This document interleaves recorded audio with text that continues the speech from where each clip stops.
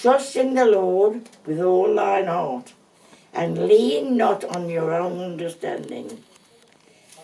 And I think that's true. In all thy ways acknowledge him, and he shall direct thy path. And you can't say better than that, can you? Well, I was born on Sainsbury's car park. So how about that, mate? Hey? There was old houses there at one time. We were born in an old house. We had to go down the yard for the lavatory. And they used to, when you was in the toilet, an old lady used to come up from another house, all dressed in black. And Alf was holding a candle while I went on the toilet, because I was frightened. And he would say, "Get up, my lover." And I said to get off and let her go on. I'd be about 4 or 5. My earliest memory is mother teaching me the Lord's Prayer in my cot. And that was the earliest one I can think of. I'd be about 2 in a cot. And I remember her teaching me that, and it's stuck with me all in my life. Favourite food. Egg and chips that mother used to make. We used to make them every Thursday. I'd take the kids down on a Thursday when they shut the shop. And Colin always said I was the best chip maker in the world. I used to make some lovely egg and chips. I came to be a Christian in that bungalow over there, the others. And I went to do a cleaning. I'd been to one, and they weren't very nice Christians, I shouldn't say that. But when I went to see Elder, I thought, oh dear, I've got another one. I saw all the things on the window. But when I got in there, it was a different atmosphere altogether. And that's where she led me to be the Lord. I went to the flame shop. We went there about 20 years. Me and Colin. Colin was buried there. Have you been on holiday with the church? Yes, Bethel. The church I go to now. And we had a marvellous time. Marvellous time with Pam and Ron. How has being a Christian changed your life then, Mum? Everything. It's lovely. I'd rather be a Christian than not a Christian. And I've come to be closer since I've been older. And the Lord's been with me closer. Much closer. I bet it was a big help when Dad died. Oh, it was, because your dad was a Christian too. So I know very well I should see him. The chain's being broke, but it'll be joined together when we get to heaven. It'll link up again. This chain we had down here. And Marley's gone now, and David, Alfred, Dad, Colin, all of them have gone now, but I have to see them again. That's it. I go to Bethel now, it's a good church. You went there a long time ago. Oh, I did. That's where I went on holiday with them. So you've come full circle. All my children went there to Sunday school. Yeah. And Colin went to Sunday school there. He was in Ron's class. Well, you used to live in Church Street, Mum. How come you moved to this bungalow? What happened? Well, I was in the Quick Save, the top of Albury Road, and I saw a friend of mine, a Christian friend, and Clodagh. And I happened to say to her, I think that house up in Church Street is a bit too big for me now. So what I think I'm going to do is put in for a bungalow. And straight away she says, come on, we'll pray about it. Outside, top of Albury Road, under the big clock that my granddad had built. She said, she prayed about it. Now I didn't want a bungalow for a few months, but I had a key to this bungalow in 2 weeks. And I was panicking, because I mean it's a long time to live in a house, 50 years. Yes. And then to move. I wanted time to acclimatise me. Because those were all your memories were in Church Street, Yes, weren't because they? they're still there. Yeah. My granddaughter's there now. Tell me about Mum when you was on holiday and Dad died and how God was with you. It was a shock, because as you know, Colin done everything for me. Everything he done for me. When he died, I just didn't know what to do. I was just on my own without him. But the Lord come, and I was up all night that night, and the Lord was with me all night long. I've never felt him so close.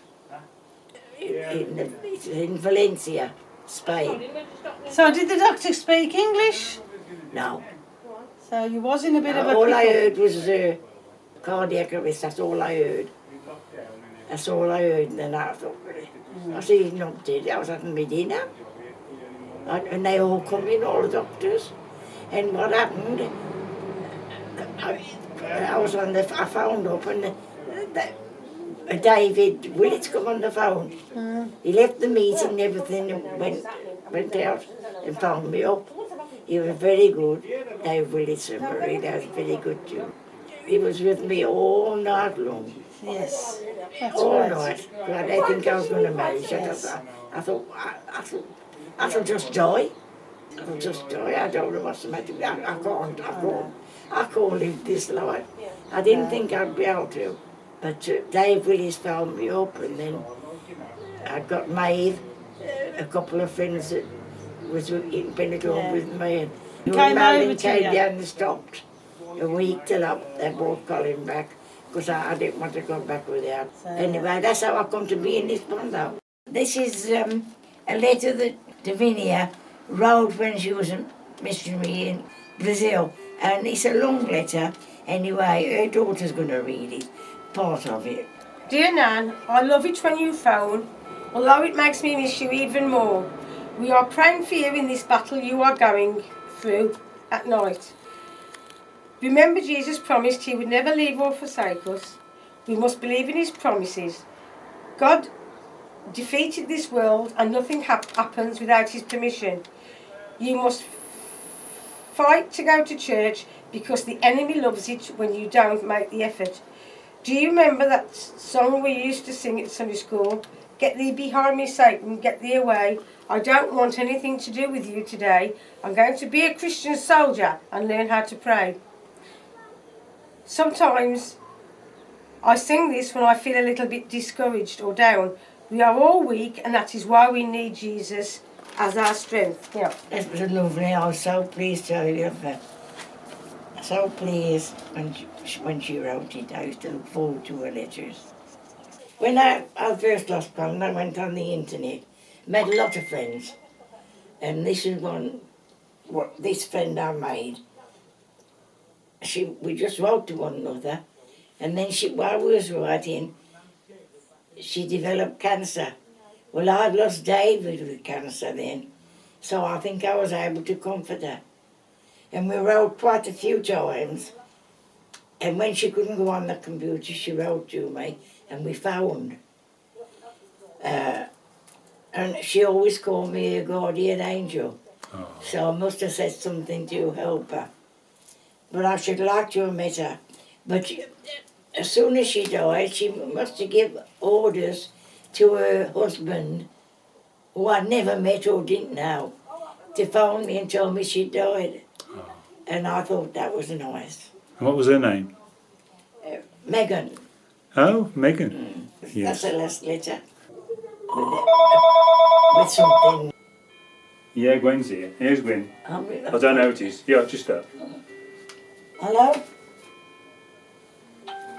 Oh, thank you. Hello, I'm all right. How are you? Yes, I'm all right for being 90. I've got my photo out the window. They got a table outside and they come and see me and go. Thank you very much. Are you doing all right? That's good. I don't know whether I'll have the dance again. Well, it's nice of you to phone. I'm all right. I ain't too bad for a 90-year-old, I suppose. Oh, no, you can't put it forth. We're in lockdown. Bye-bye. Nothing to think about me. This is something else I had out of my Bible. My grandson Stephen, he gave me this years and years ago. He was giving them out to different people. He gave me one, and I thought, I'll read it out to you, because it says it all. Jesus loved me, this I know, for the Bible tells me so.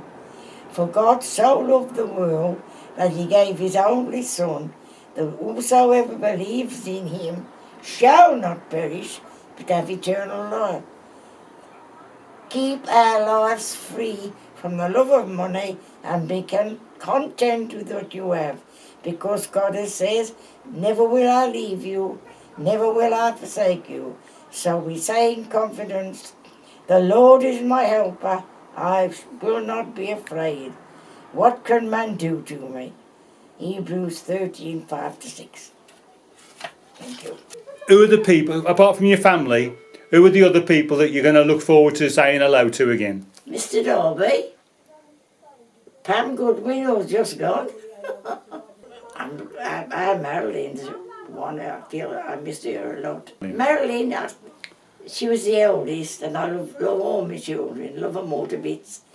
But Marilyn was the eldest, and she used to do things when the kids was little. It was more like my mother sometimes.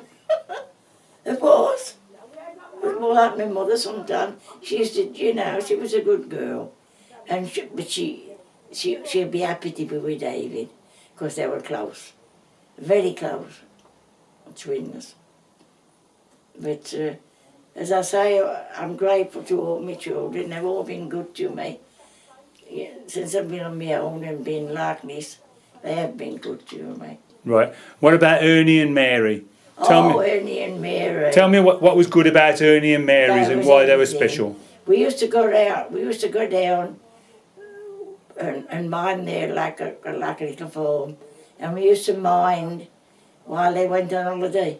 And of course Colin loved it. He used to drive the tractor around.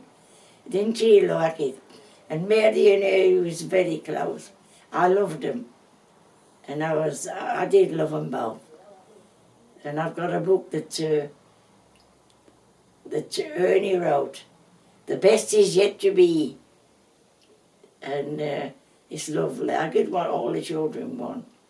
But it was a lovely book. And the best is yet to be. That's lovely. That's what I want, is all my great-grandchildren can come to know the Lord. That's all I want. I want them all to know the Lord, and I want them all to meet us in heaven. I got 12 grandchildren. I have now 12 grandchildren, and I think it's 22 great-grandchildren.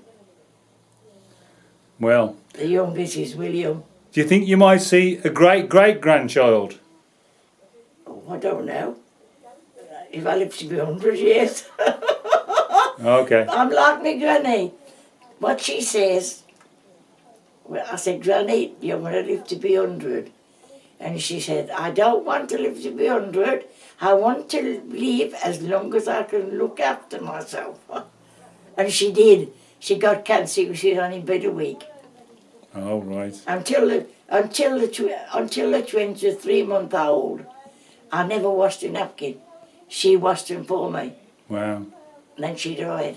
Mrs. Morby, I was a carer for 25 years. And this lady hadn't got no family at all. So me and Colin more or less adopted her. And our children adopted her. Took to the hospital and everything, even when she died, organised a funeral. But Christabel Morby. And she said, I'm Christabel. And she used to say, her husband used to say to her, he used to do her a big dinner on a Sunday. And he said, what's going to do with that, Chris?